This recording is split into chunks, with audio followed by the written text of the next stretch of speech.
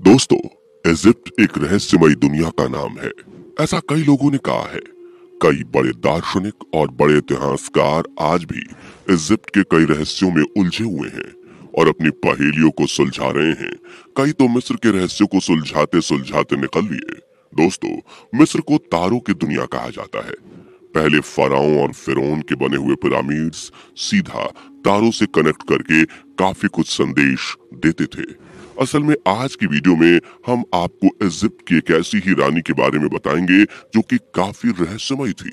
हालांकि इस रानी को रानी होने का कभी दर्जा ही नहीं मिला, लेकिन फिर भी इसे एक शाही रानी के नाम से जाना जाता है। अपने जीवन में कथित रूप से सफल शासन करने के बाद जब इस रानी की मृत्यु हुई तो इसे उसके पिता के बगल में ही दफना दिया गया था। लेकिन करीब 300 सालों बाद जब पिरामिड के लिए उस जगह को खोदा गया तो उस जगह से बहुत सारे सोने के आभूषण, नई साड़ियां और कुछ कीमती मोती प्राप्त हुए और साथ ही में एक मम्मी मिली जिसकी सांसें बरकरार थीं। दरअसल दोस्तों, हम बात कर रहे हैं इजिप्ट की सबसे रहस्यमयी रानी नेफ्रू-पतह की। दोस्तों, नेफ्रू-पतह के जन्म के बारे में कोई खास जानकारी नहीं है। उसका जन्म कब हुआ और कौन उसकी माँ थी, इस बारे में आज तक ना तो किसी को पता चला है और ना ही इसके बारे में किसी के पास कोई खास जानकारी है। हालांकि नेफ्रू-पतह 12वें राजवंश के मिस्र के राजा एमेनमेहट III की बेटी थी। नेफ्रू-पतह के बारे में कहा जाता है कि वो खूबसूरती में मिस्र की सारी महिलाओं को पीछे छोड़ती थी। उसे शाही रानी के नाम से भी जाना जाता है। बचपन से उसे पढ़ने का बहुत शौक था। कहते हैं जन्म के समय नेफ्रू-पतह की मां का देहांत हो गया था और जब बच्ची को बाहर लाया गया तो राजवंश के सारे ज्योतिषी और ज्ञानी उस बच्ची को देखते रह गए थे। एमेनमेहट ने ज्योतिष से पूछा कि आप अचानक खड़े क्यों हो गए हैं। ज्योतिषी ने करीब 10 मिनट तक कुछ नहीं कहा और बच्ची की तरफ ध्यान लगाए रखा और एमेनमेहट से कहा कि ये कोई सामान्य बच्ची नहीं है, ये इस वंश का नाम करने आई है। उन्होंने उसी समय कहा कि ये बच्ची बहुत गुस्सैल होगी लेकिन इसका इंसाफ एकदम सही होगा, इससे इंसाफ करने में कभी भूल नहीं होगी। एमेनमेहट को समझ नहीं आ रहा था कि आखिर हुआ क्या है। नेफ्रू-पतह के बारे में जब एमेनमेहट ने अकेले में जाकर ज्योतिष से पूछा तो उन्होंने कहा कि तुम्हारी बेटी अजीब शक्तियों के साथ पैदा हुई है। इस पर अधिकार जमाने के लिए इंसान को बहुत लायक और बहुत शक्तिशाली होना पड़ेगा। ये मिस्र को नई ऊंचाइयों तक ले जाएगी। एमेनमेहट को लगता था कि ये सब तो होता रहता है, बच्चे हैं, बड़े होते होते सब भूल जाते हैं। जब नेफ्रू-पतह पैदा हुई थी तो उसका रंग दबा हुआ था, लेकिन जैसे जैसे वो समय के साथ बड़ी हो रही थी उसमें काफी बदलाव हो रहे थे। मात्र 3 साल की उम्र में ही उसे मिस्र के सारे मौलिक ग्रंथों के बारे में जानकारी हो गई थी, जबकि एमेनमेहट को या फिर उसके परिवार में किसी को भी पूजा पाठ का कोई खास शौक नहीं था। एमेनमेहट को अब लगने लगा था कि नेफ्रू-पतह सच में अलग है, क्योंकि किसी भी राजवंश और देश का इतिहास मात्र 3 साल की उम्र में याद कर लेना एक बिल्कुल ही असामान्य बात है। एमेनमेहट ने नेफ्रू-पतह को आजादी दी ताकि वो हर चीज में बिना किसी दिक्कत परेशानी के आगे बढ़ सके और ऐसा हुआ भी। एमेनमेहट ने उसके लिए भारत से बड़े बड़े विद्वानों को अपने राज में आने का न्योता दिया, क्योंकि उस समय भारत से बड़ा कोई भी ऐसा राज्य नहीं था जिसे ग्रंथों, किताबों और आध्यात्मिक दुनिया की ज्यादा जानकारी हो। भारत से आए महागुरुओं ने नेफ्रू-पतह को काफी कुछ सिखाया और उसके ज्ञान की परीक्षा ली। जब महागुरु उससे प्रश्न पूछ रहे थे तो वे खुद अचंभे में आ गए, क्योंकि उससे अपने पुराने जन्म से संबंधित सारी बातें याद थी। उसके मुताबिक मिस्र की स्थापना उसी के हाथों से हुई थी और अब जब मिस्र डूब रहा है, नए मिस्र के राजा केवल अय्याशियां करते हैं, उनके अंदर केवल और केवल कामुक शक्तियां हैं, जिसके चलते अब मिस्र का पतन शुरू हो गया है। आए दिन मिस्र में लड़कियों से बदतमीजी और बलात्कार की खबरें आया करती थी। कहीं कोई लड़की महल के पीछे मरणासन अवस्था में मिलती थी या निमृत अवस्था में मिलती थी, तो कभी दासियों के शौचालय में कोई लड़की मृत पाई जाती थी। मिस्र में बने पिरामिडों में जब किसी शाही व्यक्ति को दफनाया जाता था तो उसके बारे में कहा जाता था कि अगर उसकी आत्मा पवित्र है, मतलब कि उस व्यक्ति ने अपने जीवन में किसी प्रकार का कोई पाप नहीं किया है और अगर किसी के साथ छल नहीं किया है और वो हमेशा न्याय प्रिय रहा है, तो उसकी मृत्यु के बाद जब उसे दफनाया जाएगा तो दफनाने के बाद 13वें दिन उस जगह बने पिरामिड के ऊपर सबसे ज्यादा तारे होंगे। एक सदी के बाद मिस्र में किसी पिरामिड के ऊपर तारे आने बंद हो गए थे।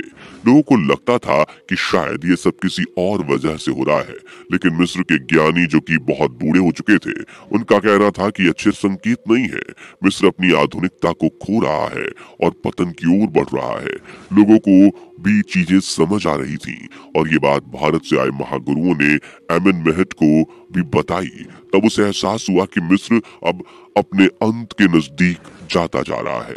एमने महट ने भी उस दिन से अपने आप पर और अपनी कामुक शक्तियों पर नियंत्रण करने की कोशिश की और राज्य पर ध्यान लगाना शुरू किया। दोस्तों, नेफ्रू पतह के पास जो शक्तियां थी उसके लिए ये कोई बड़ी बात नहीं थी। उसे इन सारी चीजों के बारे में पहले से पता था। हालांकि ये बात उसे किसी ने बताई नहीं थी, लेकिन वो जानती थी। लोग उसकी शक्ति पर अचंभा करते थे और लोगों को लगता था कि नेफ्रू पतह के पास दैवीय शक्तियां हैं, इसलिए उसे कुछ लोग मिस्र की देवी के रूप में भी देखने लगे थे। लेकिन बता दें, नेफ्रू पतह के पास कुछ अजीब शक्तियां भी थीं। उसकी इन्हीं शक्तियों की वजह से उसे अपने आस पास एहसास हो जाता था कि कहीं गलत काम हो रहा है। वो इस बारे में एमने महट को बता देती थी और जब एमने महट अपने सैनिकों से इस चीज की जांच करने को कहते थे तो वो चीज बिल्कुल सच निकलती थी। ऐसे ही एक बार एमने महट के सबसे करीबी मंत्री ने अपने पास एक लड़की को बंदी बनाकर रख लिया था और हर रात वो उसे हफ्सियों की तरह नोचता था। जब नेफ्रू पतह को इस बारे में एहसास हुआ तो उसने एमने महट को इस बारे में आगाह किया और कहा कि आपका सबसे करीबी मंत्री आपकी नजरों के पीछे एक लड़की को बंदी बनाकर उसके साथ दुष्कर्म कर रहा है। आप वहां खुद जाओ, वहां आप किसी सैनिक को भेजने की गलती मत करना। एमने महट को बातें समझ में आ गई, इसलिए वो खुद चीजों को समझने के लिए उस जगह पर गया तो उसने देखा कि एक लड़की जिसके हाथ पैर रस्सी से बंधे हुए हैं और उसके मुंह में एक सफेद कपड़ा डाला हुआ है और पास में एक आदमी बिना कपड़ों के खड़ा है जो उसे एक पतली रस्सी नुमा चीज से मार रहा है। एमने महट ने पास जाकर देखा तो उसकी आंखें फटी की फटी रह गईं क्योंकि वो उसका सबसे करीबी मंत्री था। उसने तुरंत सैनिकों से कहा कि इसे पकड़ लो और महल की जेल में डाल दो। मंत्री को कपड़े भी नहीं पहनाए गए और उसी हालत में उसे सबके सामने ले जाया गया। करीब 5 दिन कैद में रखने के बाद एक घोषणा हुई कि उस मंत्री को सबके सामने मारा जाएगा। दोस्तों, जब उसे मारा गया तो उसके दोनों हाथ और दोनों पैरों में 4 रस्सियां कसकर बांधी गई थी और उन चारों रस्सियों को 4 घोड़ों से बांध दिया गया था और उन चारों घोड़ों को चाबुक से पीटा गया जिससे वो दौड़ने लगे और मंत्री ने तड़प तड़प कर वहीं दम तोड़ दिया। इसके बाद एमने महट अपनी बेटी नेफ्रू पतह के पास गया और उसने उससे ये पूछा कि तुम्हें ये सब चीजें कैसे पता चल जाती हैं। जवाब में नेफ्रू पतह ने कुछ नहीं कहा। उसने एमने महट की तरफ देखा और उठकर चली गई। इतिहासकार कहते हैं कि उसने ऐसा इसलिए किया था क्योंकि उसे अपने पिता की हकीकत का भी पता था। उसका पिता भी अपनी जवानी के समय इन्हीं कुकर्मों को किया करता था। उसने ना जाने अपनी जवानी में कितनी ही लड़कियों के साथ संबंध बना के उन्हें मार डाला था। हालांकि अब वो इन सब चीजों से दूर हो चुका था और उसने अपनी कामुकता पर अपना नियंत्रण पा लिया था। नेफ्रू पतह के मुताबिक कर्म तो कर्म होता है। कुछ काम माफी लायक होते हैं लेकिन कुछ का खामियाजा भुगतना ही पड़ता है, भले ही वो कुछ समय बाद ही क्यों ना भुगतना पड़े। दोस्तों, एमने महट चाहता था कि नेफ्रू पतह मिस्र की गद्दी को संभाले, इसलिए उसने नेफ्रू पतह को कहा भी, लेकिन उसने मना कर दिया। एमने महट ने उसे काफी समझाया लेकिन नेफ्रू पतह को कभी गद्दी की चाहत थी ही नहीं। उसकी बातें बहुत रहस्यमयी थीं और मिस्र की संस्कृति उसे और भी रहस्यमयी बना रही थी। कुछ दिनों में ही एमने महट ने मिस्र की गद्दी छोड़ दी क्योंकि वो बीमार रहने लगा था। उसे उपचार की जरूरत थी। उसे कुछ यौन रोगों ने जकड़ लिया था जिसके लिए उसने राज्य के कई वैद्यों को अपने पास बुलाया था, लेकिन नेफ्रू पतह ने सभी वैद्यों से अपने पिता एमने महट का इलाज करने से मना कर दिया था क्योंकि उसके मुताबिक ये सजा उसको इजिप्ट के महान देवता दे रहे थे। तभी उसने किसी भी वैद्य को अपने पिता एमने महट का उपचार नहीं करने दिया, जिसके बाद एमने महट की मृत्यु हो गई। उसके बाद कुछ समय तक नेफ्रू पतह फिरौन रही। दोस्तों, नेफ्रू पतह मिस्र के इतिहास की एक ऐसी रानी थी जिसके राज में कोई गलत काम नहीं हुआ। कुछ साल शासन करने के बाद एक दिन अचानक उसकी मृत्यु हो गई। उसकी मृत्यु का कारण आज भी एक राज है। नेफ्रोपतह के बारे में कहा जाता है कि वो अपने आप को किसी को छूने नहीं देती थी। वो इतनी अनुशासन वाली और इतनी ताकतवर थी कि उसे कोई मार ही नहीं सकता था। मिस्र के ज्ञानियों के मुताबिक उसने अपने प्राण खुद त्याग दिए थे। नेफ्रोपतह की मृत्यु के बाद नेफ्रोपतह को उसके पिता के बगल की ही कब्र में दफना दिया गया था। उसे दफनाने के बाद 13वें दिन उसके पिरामिड के ऊपर बहुत सारे तारे निकले थे। तारों की संख्या इतनी थी कि पूरा मिस्र उन तारों की रोशनी में जगमग हो रहा था। ये मिस्र राजवंश को एक जीवन दान था। मिस्र में अब चीजें अच्छी हो रही थीं, लेकिन करीब 300 साल बाद जब पिरामिड्स के कामों के लिए उस जगह को दोबारा खोदा गया तो नेफ्रोपतह की कब्र से बहुत सोना चांदी, हीरे जवाहरात और गहने निकले और साथ में एक लाश मिली। दोस्तों, उसे लाश कहना शायद गलत होगा क्योंकि उसकी धड़कनें चल रही थीं। उसे काफी सालों तक वैसे ही रखा गया, लेकिन ना तो उसमें हलचल हुई और ना ही कुछ और हुआ। वैसे इस रहस्यमयी रानी की कहानी को जानकर आपका इसके बारे में क्या कहना है, नीचे कमेंट करके जरूर बताएं।